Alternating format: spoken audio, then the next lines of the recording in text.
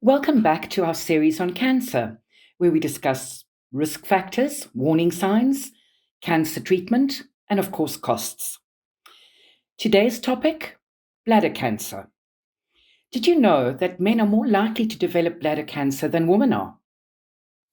According to the American Cancer Society, men have an approximately 1 in 28 chance of developing bladder cancer in their lifetime, while for women, this chance is about 1 in 91. As to why this is so is unclear, but medical experts seem to have an idea as to the possible causes of bladder cancer. The Mayo Clinic claims that exposure to certain harmful chemicals may increase the risk of developing the disease. Why is this? Well, because the kidneys play a major role in filtering chemicals from the bloodstream and moving them into the bladder. Squamous cell carcinoma is the most common type of bladder cancer in Africa. This particular cancer is associated with chronic irritation of the bladder, which could be either from an infection or from long-term use of a urinary catheter. It's interesting because in Africa, Bilharzia, a common parasite, is often found, and this is a common cause of bladder infections, which possibly also explains why the disease is more prevalent on this continent.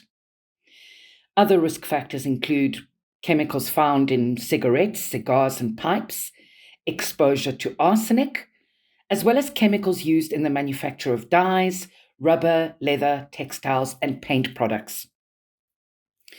In addition, previous cancer treatment with the anti-cancer drug cyclophosphamide or radiation treatment at the pelvis area are also thought to contribute to the disease. And of course, age. Most people diagnosed with bladder cancer are older than 55. So, what are the symptoms to look out for? Bladder cancer can often mimic symptoms related to a urinary tract infection. So you will see urinary frequency and urgency, leakage, and painful urination. There could also be abdominal pain, blood in the urine, weight loss, fatigue, and bone pain or tenderness if the cancer has spread.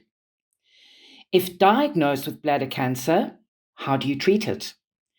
The good news is that the outlook for people with stage OA bladder cancer is very good, as these cancers can almost always be cured with treatment. The main form of treatment is surgery, sometimes radiation therapy, chemotherapy, immunotherapy, targeted therapy, and of course, follow-up. The cost of the treatment can be steep, so be sure to take out a dedicated cancer cover.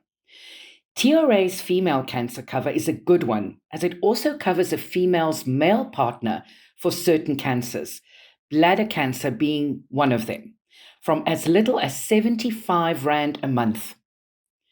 All that said, most importantly, look out for any of the symptoms mentioned, as this is your best line of defense against this disease.